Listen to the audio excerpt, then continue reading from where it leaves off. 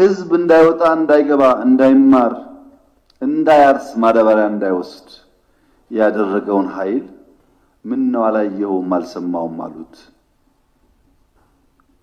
በህዝብ መሰብሰቢያ በርሶ ከተማ ቦምብ ንጹሃን ሰዎች የሚንቀሳቀሱበት ቦታ ላይ የሚያፈነዳን ኃይል ምን ነው ዝም አሉት? ሽማግሌ ላስታርቅ ብሎ ሲሄድ ቄሶች አሮጊቶች በንብርክክ የሚያስኬደውን ከኢትዮጵያ ባህል ውጭ የሚገለውን ኃይል ምን ነው አላቅህም አሉት። ከሁሉ ደግሞ የገረመኝ በርሶና በርሶ ፓርቲ ግንባር ቀደም ተዋናይነት የነበረውን የትግራይ ውጊያ ምን ነው የትግራይ ውጊያ ያሉት? አዝማች አልነበሩ እንደርሶ? እነዚህ ሳቢዎች የማያውቁት ሀገር ሄዶ ቁርበት አንጥፉልኝ እንዳለው ስጋ በሊታ ያስመስለዋል። ይሄ ተገቢ አይመስለኝም።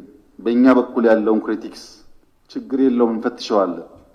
እርሶ ግን ትንሽ ሚዛን ቢጠብቁ ጠቃሚ ነበር ብዬ አስባለሁ። ምክንያቱም ለሰላም ምን ያክል ጥሪ እንዳደረግን በዚህ ቤት ጭምር ስለሚያውቁ።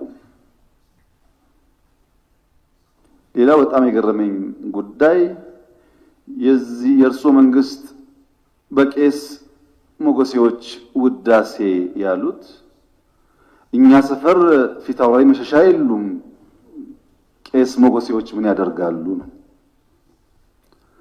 ቄስ ሞገሴ ፊታውራሪ መሸሻ በሌሉበት ህልውና እንደሌላቸው ስለሚታወቅ ባይሆንኛ ጉዱ ካሳዎች ብንባል ያምር ይሆናል እንጂ ቤት በኩል ነው ቄስ ሞገሴዎች እኛ ሰፈር የሚታዩት። ምክንያቱም እኛ ትናንትና ናፋቂዎች ትናንትና ለማጽናት የምንሸረግድ ሰዎች ሳንሆን ነገን ለልጆቻችን ለመስራት መጋፈጥ የማይጋባንን ጉዳዮች የምንጋፈጥ ለውጥ ፈላጊዎች ነን። ጉዱ ካሳዎች ነን። ይሄንን እሳቤውን እዚህ ቤት የነበሩት ሐዲስ ዓለማየሁ ላፍታ ተነስተው ጥያቄውና ኢትዮጵያ ውስጥ